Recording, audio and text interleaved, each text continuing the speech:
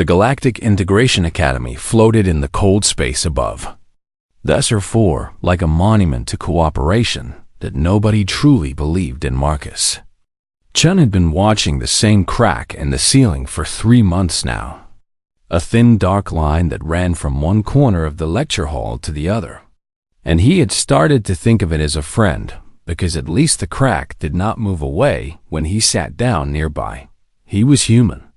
And in this place that meant he was nothing, the academy had been built to hold 1,000 different species, each one more impressive than the last. And somewhere in the planning stages, someone had remembered that Earth existed and that humans had recently discovered faster than light travel, and that perhaps it would be polite to invite one of them to come and observe. Was the key word. Marcus was not a student in the traditional sense, because students were expected to contribute something, and humanity had not yet proven that it had anything worth contributing. He was a mere observational exchange participant, which was a fancy way of saying that he was allowed to sit in the back row and watch and take notes and bother absolutely no one. The Velari delegate on his left had moved her seating pod twice in the first week, each time adding another 3 meters of distance between herself and the human, who apparently smelled wrong, or looked wrong, or simply existed wrong. Crystal and Meath, in front of him, had angled all 6 of their sensory clusters in the opposite direction, creating a wall of deliberate ignorance that Marcus found almost impressive in its commitment. He did not blame them. Humans were new and humans were unknown, and the galaxy had learned through bitter experience that unknown things from death worlds were usually dangerous in ways that became apparent only after significant casualties. Earth qualified as a death world by 17 different metrics, a fact that Marcus had found amusing until he realized that it made other species treat him like an unexploded bomb. So he sat in the back row and he watched, and he learned things that were not in any curriculum. He learned that the Thesan instructors favored their own kind in grading, a bias so subtle that it took weeks to notice, but was absolutely consistent once you started looking. He learned that the Velari communicated through subharmonic vibrations that the universal translators did not pick up, which meant they could gossip about anyone they wanted without consequence. He learned that the massive armored Keth never ate in public because their feeding process was considered disgusting by most oxygen breathers. So they went hungry during the day and ate alone at night in their quarters. And he learned that the 3 Karth cubs in the middle section were afraid of something, and that whatever it was had been getting worse for weeks. The Korath were predators. That was the first thing anyone learned about them, usually delivered in the same tone of voice that humans used to say words like dangerous or monster or enemy. 3 generations ago, the Korath Empire had swept across 12 star systems in a campaign of expansion and conquest that had left millions dead and dozens of species scarred in ways that time had not healed. They had been stopped eventually, BEATN, backed by a coalition of their victims, and the terms of their surrender had been designed to ensure that they would never threaten anyone again. Their children would be educated among the species they had once hunted. Their cubs would learn that strength did not equal right, that the galaxy belonged to everyone, that the sins of the parents need not be inherited by the young. It was supposed to be rehabilitation. Marcus had read all the official documentation during his long journey to the academy, back when he still believed that official documentation meant something. Now, he watched the 3 cubs huddle together in their seats like they were trying to disappear, their silver fur dull with stress, and their normally proud ears pressed flat against their skulls. And he understood that rehabilitation looked very different depending on which side of it you were standing. On the largest of the 3 was Tarek, a male who would probably grow to be formidable someday, but who right now was barely past childhood. all awkward limbs and oversized paws that he had not yet learned to coordinate. Beside him sat his littermate Kira, smaller and quieter, with pale silver fur that was almost white and certain lights and golden eyes that seemed too large for her face. The third was their cousin Senna, who had a darker coat and a stubborn set to her jaw that reminded Marcus of his youngest sister back on Earth, the one who had once punched a boy twice her size for making fun of their grandmother. These were predator children from a predator species, with a predator history, but children nonetheless.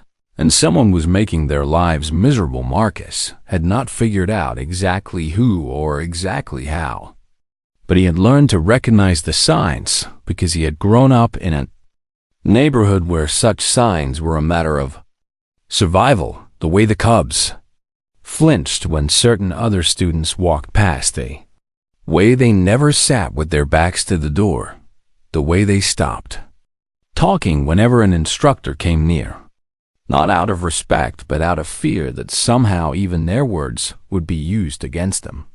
He had tried mentioning it once to an academic advisor, a kindly-seeming Valari named Desic, who had blinked all four of her eyes in what might have been confusion or might have been dismissal.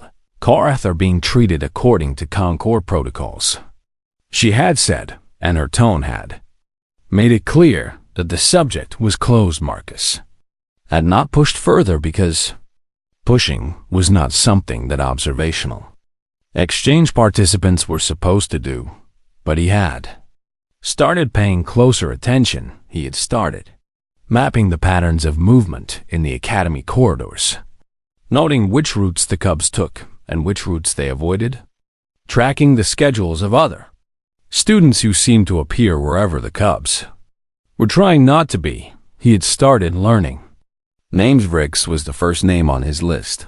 The Thesan student moved with the precise grace of his species, all sharp angles and gleaming chitin and compound eyes that saw in spectrums humans could not imagine. And wherever he went, a certain coldness followed. His family had lost everything in the Korath Wars. His entire hive cluster had been destroyed, thousands of eggs that would never hatch.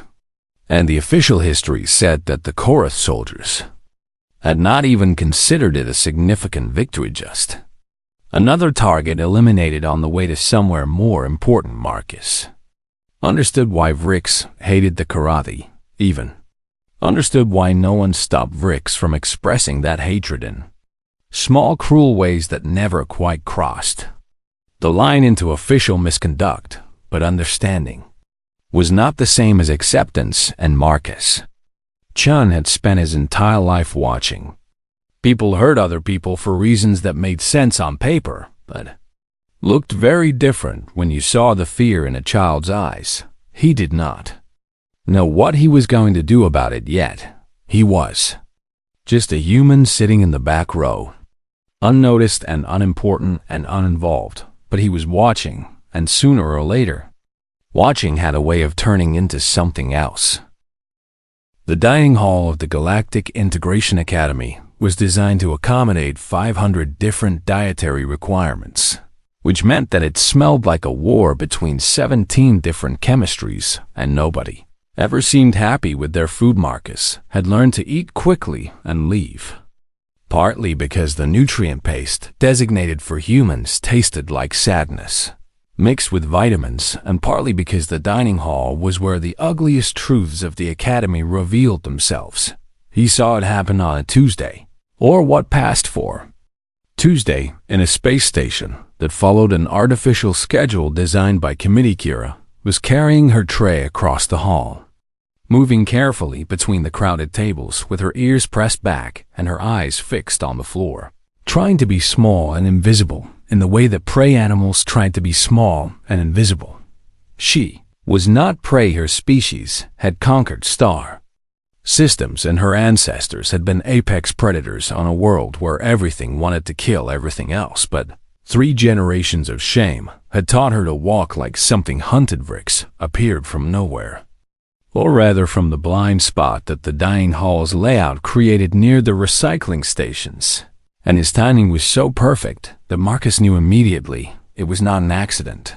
The Theson's leg extended just enough to catch Kira's ankle, a movement so subtle that anyone not watching for it would have missed it entirely. And the young Karth went down hard. Her tray clattered across the floor. Food splattered in a wide arc that covered her silver fur and nutrient paste that was definitely not formulated for her species, and the laughter started was not loud laughter. Not the kind of laughter that would attract official attention, but it was everywhere. A low murmur of amusement from dozens of throats that all seemed to find the sight of a Karth cub covered in food. Absolutely hilarious. Kira did not cry. Marcus watched her golden eyes go flat and dead in a way that he recognized from his own childhood. The look of someone who had learned that crying only made things worse, and that the only way to survive was to feel nothing at all. She picked herself up without a word and without looking at anyone and walked out of the dining hall with nutrient paste dripping from her fur and her head held high in a mockery of pride that fooled Nobo Divrix.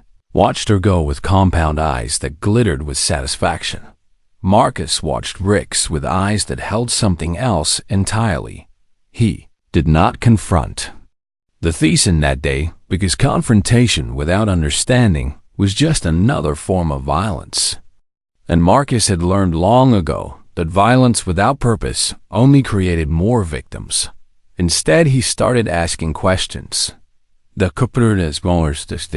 Academy's database was extensive and largely unprotected because apparently nobody expected an observational exchange participant to actually observe anything important. And Marcus spent 3 nights digging through historical records that painted a picture far more complicated than this.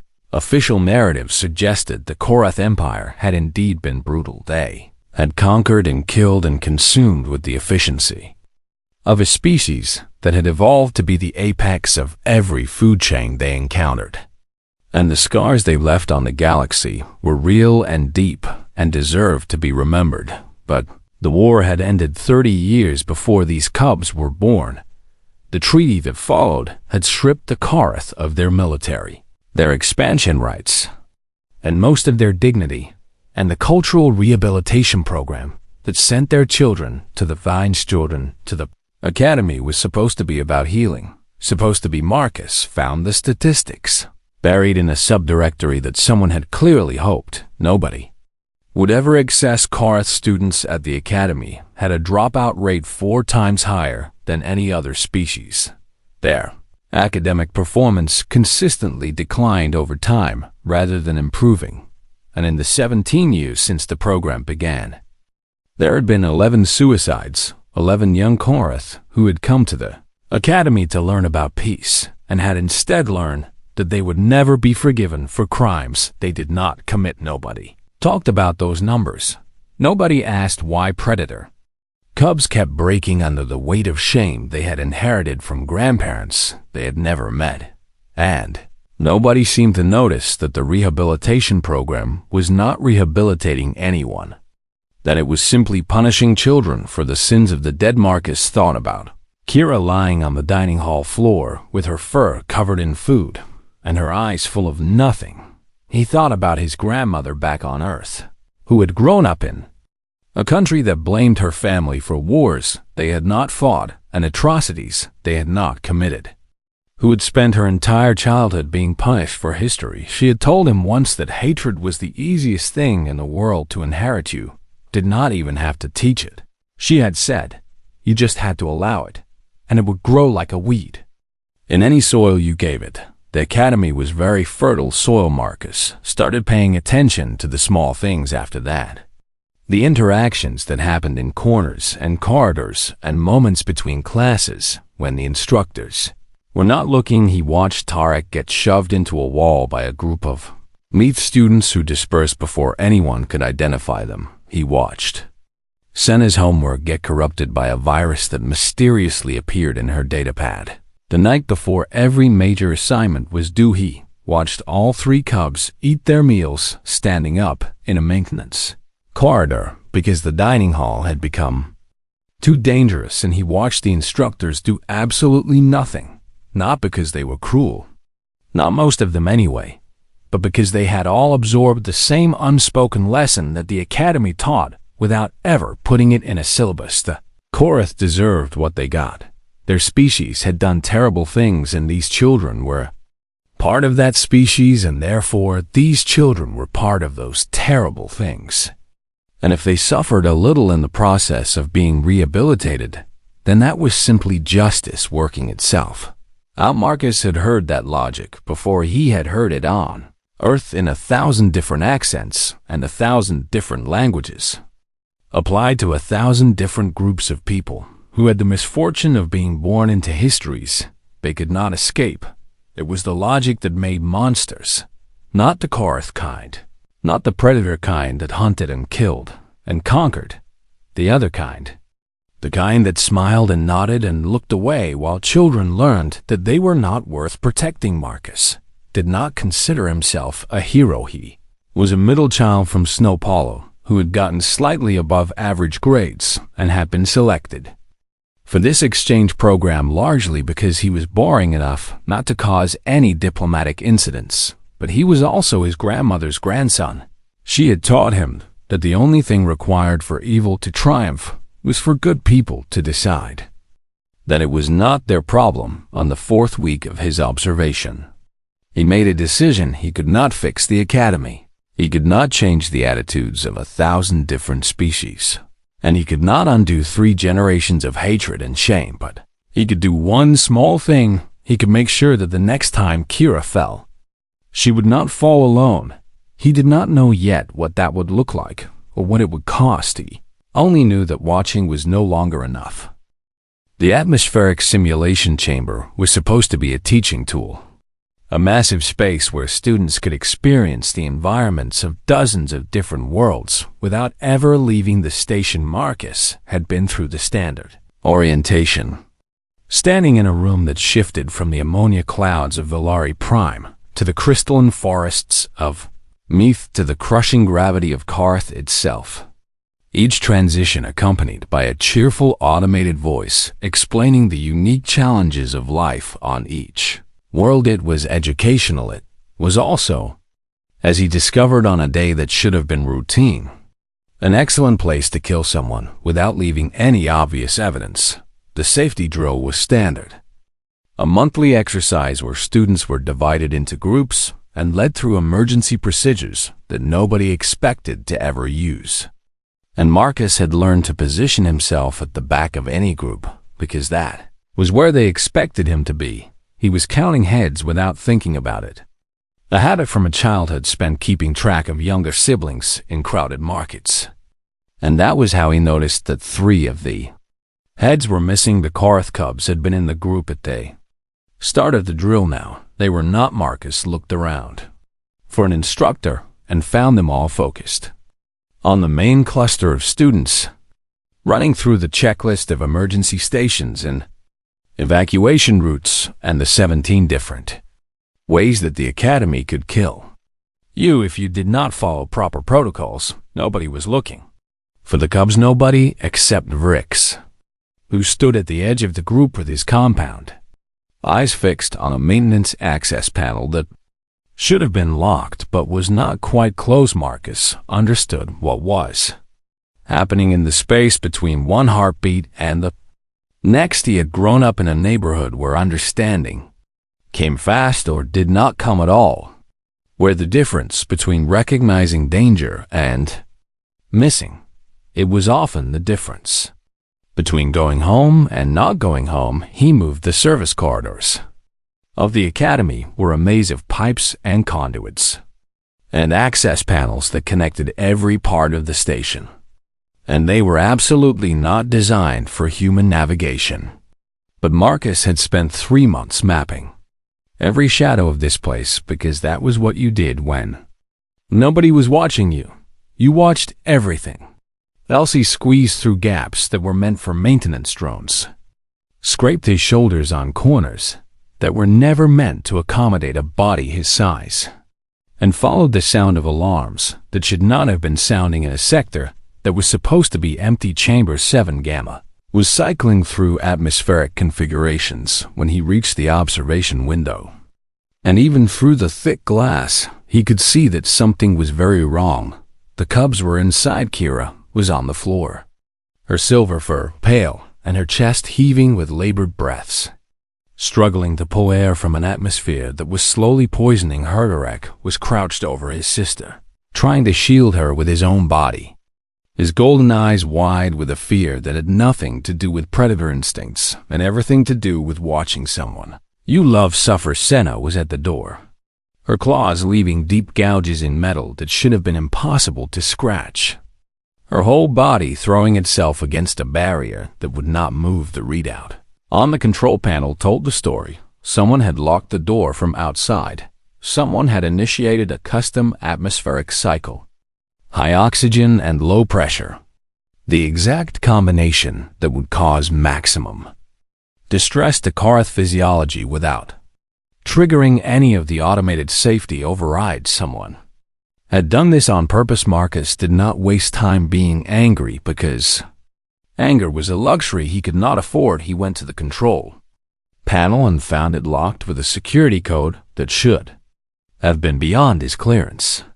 But the Academy systems have been designed by committee, and committees made compromises, and compromises created weaknesses. He had 3 months of watching to draw on, 3 months of noticing which instructors used which codes and which maintenance workers took which shortcuts and which security protocols were actually enforced versus which ones were just theater. The door opened on his 4th attempt. The atmosphere that rushed out was wrong in ways he could feel in his lungs and his eyes, and the sudden pressure behind his ears. But humans were from a death world, and death worlds taught their children to survive in conditions that would kill softer species. Stepped inside. Kira looked up at him with eyes that were barely focusing, her golden irises clouded with pain and confusion. And he could see the moment when she registered what he was: human, soft and slow and blunt-toothed, not a predator, not a protector, not anything that her instincts recognized as useful. Tarek bared his fangs, not in aggression, but in the desperate shame of someone who had been taught that his natural defenses were shameful, that even in mortal danger, he was not allowed to be what he was. Senna stopped clawing at the door and stared at him with tears cutting tracks through the fur on her face, her whole body shaking with exhaustion and terror. These were children who had been taught that they were monsters, that their instincts were evil, that the only way to be acceptable was to be helpless, and someone had used that helplessness to try to kill them. Marcus kept his voice calm the way still water was calm, the kind of calm that had deep currents come on, he said. And he made the words simple, because simple was what they needed right now. Stay behind. Mederick shook his head, his young voice cracking with emotion that he was trying desperately to control. We cannot, he said. We are not allowed to. His voice broke on the last word, and Marcus understood suddenly that this was not just fear of the immediate danger, but fear of something much older and much deeper. The cubs had been taught that seeking protection was weakness. They'd been taught that relying on anyone outside their own species was a betrayal of the rehabilitation they were supposed to be undergoing. They had been taught that they deserved whatever happened to them because of what their grandparents had done. Marcus looked at Tarek and saw every child who had ever been told that they were born guilty. You are not attacking anyone, he said, and he kept his voice gentle even as he kept his body between them and this door. You are not breaking any rules by walking out of a room that someone tried to kill you, and that is not weakness, that is survival, and survival is what you are going to do. Right now he did not wait for them to agree, because waiting was time they did not have us. He simply turned and walked toward the door. And after a moment of hesitation that felt like eternity, he heard 3 sets of footsteps following behind him. The corridor outside was empty. The corridor would not stay empty for long. Marcus led the cubs toward the main junction where the drill was still ongoing, where there would be witnesses and instructors and the protection that came from being seen. He did not know what would happen when they got there. He only knew that whatever happened next, these children would not face it alone. The main junction was exactly where Marcus expected it to be. A wide circular space where 6 corridors met under a domed ceiling painted with stars from 100 different homeworlds. And it was full of exactly the people he needed to see this. The safety drill had apparently concluded while he was crawling through maintenance corridors. And now students and instructors milled about in the organized chaos that followed any official exercise, checking attendance lists and comparing notes and doing all the ordinary things that ordinary days were made of. Ordinary ended the moment Rick saw them. The Thesan had positioned himself near the central fountain, a decorative piece of engineering that recycled water through patterns meant to represent the harmony of the Concord. And his compound eyes locked onto Marcus with an intensity that made every other being in the junction suddenly very aware that something was happening. Marcus kept walking. Kira was leaning heavily on her brother now, her breathing still ragged from the atmospheric exposure, and Senna had moved to flank them on the other side, her dark fur bristling with protective instincts she was desperately trying to suppress. They looked like what they were: 3 frightened children and 1 unremarkable human who had apparently decided to make himself very remarkable. Indeed, Rick's move to intercept them, his chitinous legs carried him across the polished floor with the precise grace of his species, each step calculated and deliberate.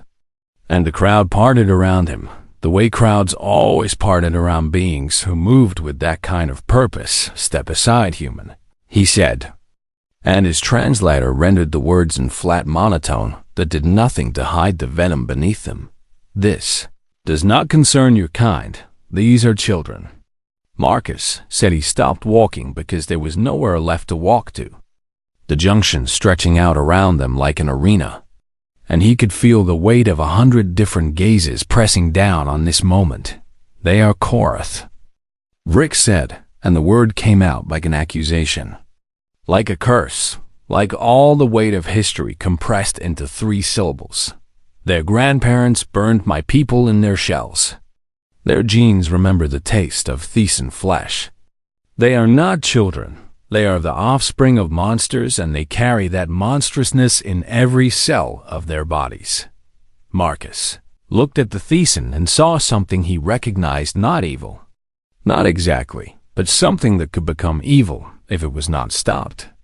The kind of righteous certainty that turned good people into instruments of cruelty. Rix believed he was the hero of this story. Rix believed that everything he did to the cubs was justified by what their ancestors had done to his, and in a way, Marcus understood that belief because humans had spent thousands of years using the same logic to do terrible things to each other. But understanding was not agreement. "And what will your genes remember after today?" Marcus asked. A question hung in the recycled air of the junction. Simple words that somehow cut through all the noise and motion around them. "When you tell this story to your offspring, when you explain to them what you did at the academy, will you be the hero I am protecting my people?" Rick said. But there was something uncertain in his voice now, a crack in the armor of his conviction. "From what?" Marcus asked, and he gestured at the cubs behind him without taking his eyes off the lesson from a 12-year-old girl who just spent the last 15 minutes trying not to die in an atmosphere you programmed to hurt her, from her brother who was so afraid of his own claws that he would rather suffocate than use them, from their cousin who cried the entire time because she thought she was going to watch her family die, and there was nothing she could do to stop it. "These are your enemies, Rix. These are the monsters you are protecting." Your people from the junction had gone completely silent. Marcus could feel the attention of every being present. Hundreds of eyes and sensors and sensory organs, all focused on this moment, all waiting to see what would happen next. He understood suddenly that this was not just about the cubs, and not just about Vrix. This was a test the galaxy was watching to see what a human would do when nobody important was looking, when there were no cameras and no diplomats and no consequences that would ripple back to Earth. They expected him to back down. Every species here had learned through bitter experience that new members of the Concord did not make waves, that survival meant keeping quiet and staying small and not challenging the established order of things. Humans were new, and humans were weak, and humans had nothing to gain by standing in this corridor, making enemies of species that could crush them without effort. Marcus should have stepped aside. Marcus should have let Vrix do whatever Vrix was going to do, and filed a report that nobody would read, and gone back to his seat in the back row, where nobody expected him to be anything other than invisible. That was the smart thing to do. That was the thing that every calculation of self-interest said he should do, but Marcus Chen was not thinking about self-interest, was thinking about Kira, lying on the floor of that chamber with her fur going pale and her eyes going dim. He was thinking about Tarek trying to shield his sister with a body that was not big enough, yet he was thinking about Senna crying without making a sound, because even in terror she had learned to be quiet and small and unobtrusive. Was thinking about 11 Karth students who had come to this academy and never left. "I am not moving," he said, and his voice was steady in a way that surprised even him. "So either you go through me, or you go around. Those are your choices, Vrixen. Whatever you choose, that is what your genes will remember." The Thysson's mandibles clicked in. What might have been frustration, or might have been calculation, or might have been something else entirely. "You would die for them," he said, and the question was not really a question. Marcus thought about that for a moment, because it deserved thought. "Probably," he said finally, "but that is not really the point. The point is that you would have to kill me, and everyone here would see you do it, and then you would have to explain to the Concord why a Thiessen student murdered an unarmed human to get at 3 children who had never hurt anyone." He paused to let that sink in. "You do not think that story ends the way you want it?" Tovrix stood very still for a long moment. Then he stepped forward, and Marcus did not step back. The Thiessen striking limb came up in a motion that was faster than anything Marcus could have dodged, even if he had tried. A blur of chitin and muscle that evolution had refined over millions of years into a perfect instrument of violence. Marcus did not try to dodge. He did not close his eyes either, because if this was how it ended, then he wanted to see it coming, wanted to be present for whatever came next, wanted to face it the way his grandmother had taught him to face everything. But the blow never landed. Senna moved first. The Karth cub threw herself between Marcus and the descending limb, her small body slamming into his side with enough force to stagger them both, and she did not attack Vrix, did not bare her fangs or extend her claws or do any of the predator things that her species was famous for. She simply stood there, shaking and crying and absolutely terrified. She stood in the exact spot Marcus had been standing, her arms spread wide and her eyes squeezed shut, waiting for a blow that she had every reason to believe would kill her. The junction went perfectly still. Even the fountain seemed to pause, its recycled water hanging in midair for a heartbeat. Before gravity remembered what it was supposed to, Dovrix froze. His striking limb hovered in the air, trembling with arrested momentum, and his compound eyes shifted between Marcus and Senna and back again as if he could not quite process what he was seeing. The Karth cub had not attacked. That was the thing that seemed to break something in the Thiessen's certainty, the thing that made his limbs slowly lower and his posture shift from aggression to something that looked almost like confusion. Every instinct he had, every story he had been told about the Karth, every lesson of history that had shaped his hatred, They all said that predators attacked when threatened, but Senna had not attacked. She had protected. She had done exactly what Marcus had done. Put her body between danger and someone she wanted to keep safe. And she had done it for a human she barely knew, rather than for her own family. That was not predator behavior. That was not monster behavior. That was just a scared kid doing the only thing she could think of to help Tarek move next, pulling Kira forward until all three cubs were standing in front of Marcus, their backs to him and their faces toward Vrix. A wall of silver fur and golden eyes and trembling resolve. They were still. Terrified. Marcus could see it in the way their ears pressed flat and their tails tucked close, and their whole bodies vibrated with the effort of staying still when every instinct screamed at them to run, but they did not run and they did not attack. They just stood there. Three children who had been taught their entire lives that they were dangerous and shameful and deserving of punishment. And they stood between a human and the consequences of his own stubbornness. The silence stretched then. Vrix lowered his limb completely. "This is not over," he said, but his voice had lost its edge. The righteous certainty that had carried him across the junction, now replaced by something smaller and more uncertain. Marcus agreed, stepping forward to stand beside the cubs rather than behind them. "It is not over, but it is different now." He looked around at the crowd that had gathered, at the faces and sensors and sensory organs that had witnessed everything, at the instructors who were finally pushing through to see what all the commotion was about. Everyone here saw what just happened.